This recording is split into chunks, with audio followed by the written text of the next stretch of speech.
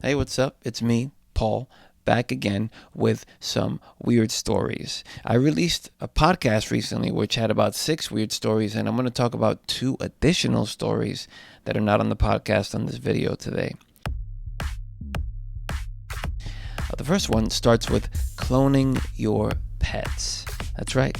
Especially if you're on any of these social media apps, especially like TikTok, you see folks always posting things about their pets and their pets doing cute things, and I love those videos. But what if I told you that you can go ahead and clone your pet after it passes away? There's this new story here on bbc.com. Go ahead and read some of the article here. This article is dated March 22nd, 2002.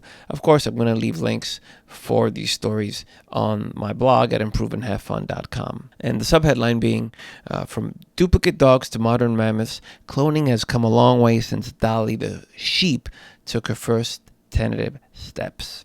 On July 5th, 1996, a sheep was born who would go on to inspire entire industries, provide scientists with a new way of helping endangered species, and change medical science in ways that were barely conceivable at the time. But this was no ordinary sheep, and her very entry into the world was groundbreaking. She was cloned using cells taken from another sheep's mammary gland as part of an experiment conducted by the Roslin Institute in Midlothian, Scotland. They named her Dolly after the singer Dolly Parton. At that point, scientists had been dabbling with cloning, the process of creating a genetically identical copy of another living being, since the 1950s, when British biologist John Gordon found a way to clone African clawed frogs. Despite many attempts, repeating the feat in larger mammals had proven an elusive and near impossible task. But like many scientific breakthroughs, the experiment that produced Dolly was something of a fluke. The Roslin Institute scientists had been attempting to clone a sheep using a complex process called nuclear transfer. Using electricity, they transferred the mammary gland cell's nucleus into an egg cell from a second sheep. This egg cell now contained all the DNA from Dolly's mother, and it grew and developed into an embryo in the lab. Except this was not supposed to happen. At the time, no one thought that the DNA from an adult cell could possibly give rise to a new embryo. The entire experiment had intended to be a test run for the technology before the Roslin Institute team conducted it using embryonic cells. This is quoting one of the scientists here. The cloning of Dolly the sheep showed the world that it was possible to essentially reprogram all the DNA and the nucleus of an adult, so it started behaving like an embryonic cell again, giving rise to a new animal, says Robin Lovell Badge, who heads the stem cell biology and development genetics lab at the Francis Crick Institute in London. For the scientists who created Dolly, the most immediate legacy of their work was the survival of the research center. In 1996, the Roslin Institute was in a precarious financial position and facing government cuts. Dolly proved to be a lifeline. The scientific and media furor that followed attracted the attention of the Texas-based company Biogen, who purchased the intellectual property to cloning technology in 1998, providing enough money for the institute to survive until they could source new funding. However, over the last 6 years, a new industry has emerged: pet cloning. In 2015, Biogen began offering its services to pet owners looking to clone their beloved cat or dog. It does not come cheap. The company charges $35,000 to clone a cat and $50,000 for a dog. But the demand is there. While Biogen do not disclose the exact number of pets they have cloned so far, Melaine Rodriguez, a client services manager at Biogen, said that the figure is in the hundreds. Wow. I didn't think this was happening, but it is. This is a quote here. It has grown so much since we started this, and we're cloning more and more pets every year, says Rodriguez.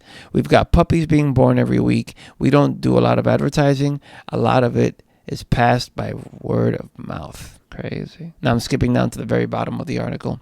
In Germany, a country that has one of the lowest organ donation rates in Europe, Eckhard Wolf head of the Center for Innovative Medical Models in Munich, is attempting to clone and breed a range of genetically identical pigs. The idea is to have a suitable population from which organs can be readily harvested and used for so-called xenotransplantation into humans, according to the Organ Transplantation Foundation, where there are currently 8,500 people in Germany diagnosed with organ failure who have no other treatment options. So this thing is ramping up. I'm surprised that this story's coming out now. If this company has been cloning these pets in the up to the hundreds, and then I find that fascinating. And as you saw in the very end of the article, the next evolution is to clone pigs to go ahead and harvest them for organs for humans. I always say it, reality is crazier than any movie that you can watch, for sure. And the second and final story in this video is going to talk about a device that we use all the time. Many of us, not all of us. But that is the Apple iPhone. And this article is on dailystar.co.uk. UK is in the house, BBC, and now with this story. And this is dated the 2nd of March this year, 2022. The headline being, Apple to replace the iPhone with magic metaverse contact lens that lets you see in VR.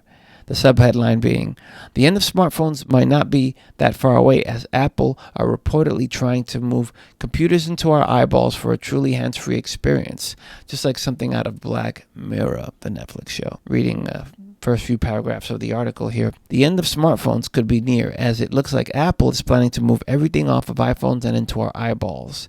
According to Mac Rumors, Apple is in the process of designing high-tech contact lenses which will let you live in augmented reality without the need for a handheld device. The Apple Lens will combine the iPhone with Apple Glass and contact lenses, so you can make calls, search the web, and even play games while being able to see the world around you. The smart contact lens will reportedly blend your natural eye color and use something called Reality OS. What's more, they'll be cheaper than iPhones, with price points ranging from, like I said, this article's from the UK, so it's in pounds, and between £99 and £299. Reliable Apple analyst Ming-Chi Kuo, who claims to have seen an internal research note from the company, says that the lenses are set for 2030 release and will move electronics forward towards invisible computing. Think like the Tom Cruise movie, Minority Report, where he's like shifting all this stuff kind of in the air. He also said, this is the Apple analyst, he also said that they're unlikely to have their own computing power and instead rely on another device or 5G connection for processing. The leaks come amid rumors that Apple plans to remove the controversial screen notch from the iPhone 14 and replace it with a pill design that fans say look even worse. 2030 is not that far away. I mean, we're already 2022 and we're 3 months in as of this recording. So that's 2030 is not that far away.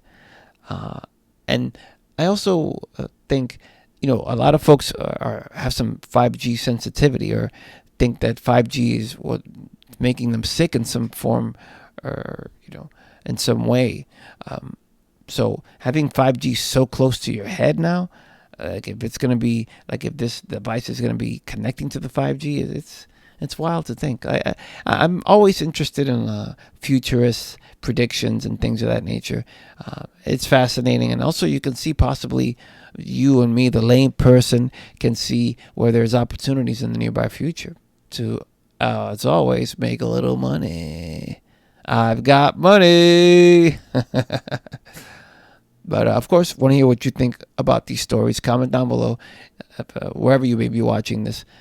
And that's it for me. The website is improveandhavefun.com. I have a lot more past episodes, podcast episodes specifically, and some videos of weird stories. If you enjoyed this, you can check more of that out, like I said, on the blog.